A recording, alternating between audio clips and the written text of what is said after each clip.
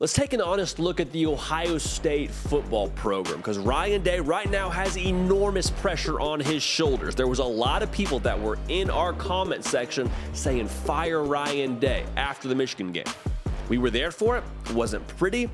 It was a shock to a lot of us, myself included. I thought Ohio State was going to go in there and handle business at home against Michigan. Wasn't the case.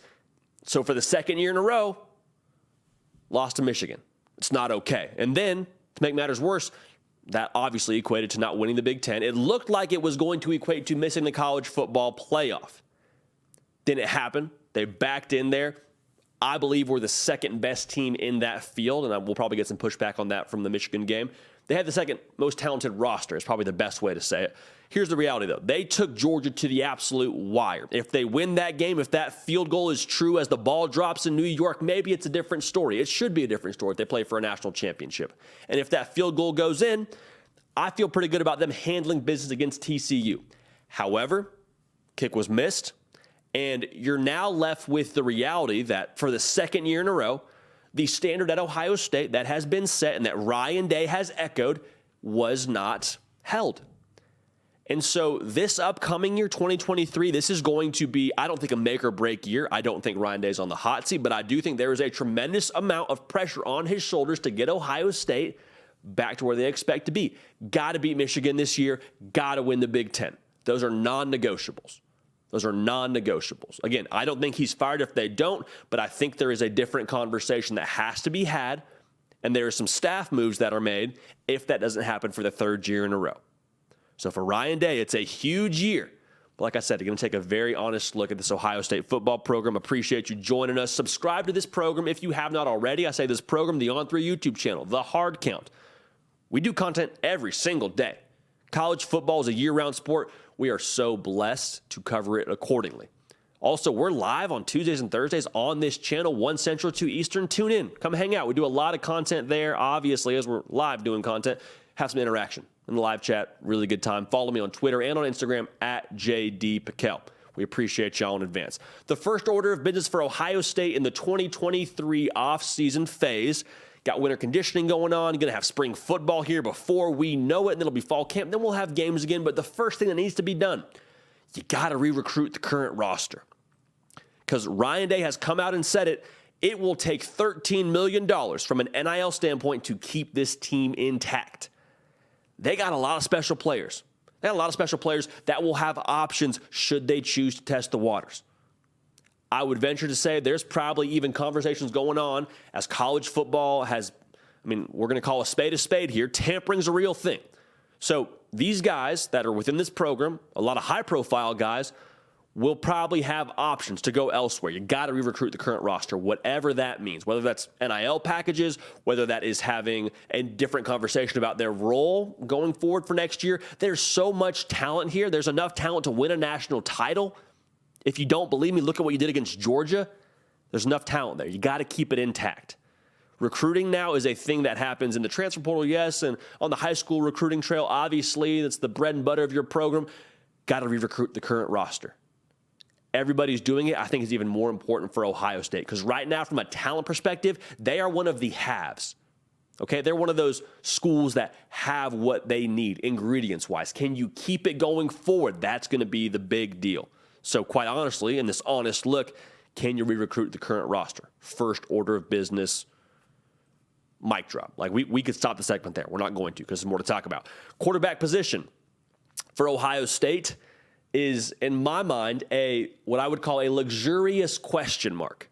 C.J. Stroud, one of the best to ever come through Columbus. He said post-game against Michigan that he's going to have to wear that he didn't win a Big Ten title and that he didn't beat Michigan. Listen, I understand that, and I understand that's a part of it. But when you look at the numbers, you look at what he did for that school, he is not going to be easy to replace. But the reality is you're in Columbus, Ohio, and you attract great talent, and you have a track record of having elite QB after elite QB. And from a talent perspective, from a trajectory perspective, there shouldn't be a huge step back. Again, that's talent. That's not saying they're going to be C.J. Stroud. So hear me very clearly. What I'm trying to tell you is you have 2 5-stars you get to pick from. Devin Brown and Kyle McCord. First world problems, right? The unfortunate part is they haven't started a football game for you at Ohio State. The reality is, though, that they are going to be really good football players. They have all the tools to be really good football players, and they'll have a lot of weapons around you. It doesn't negate the fact you have to have somebody in that position that is an alpha and that is going to live up to their status of that 5-star ranking. Because talent's great. Ton of programs have talent. Ton of quarterbacks have talent out of high school. Have you developed enough in this system?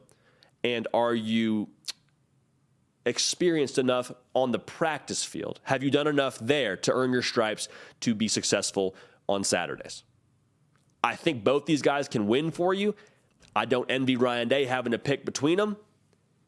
We'll see what happens there, but that needs to be a question mark that gets answered. It's a luxurious question mark. Don't get it twisted, but that box needs to be checked. I think that goes without saying. So here's two things that can be true of Ohio State. And it's going to sound a little bit funny to say, but I think it's true of 2022. The first is the defense that we talked about all offseason. They got to get tougher. They got to be able to stand up to those physical football teams. They weren't tough last year. They got to be tough. I think they got tougher in 2022.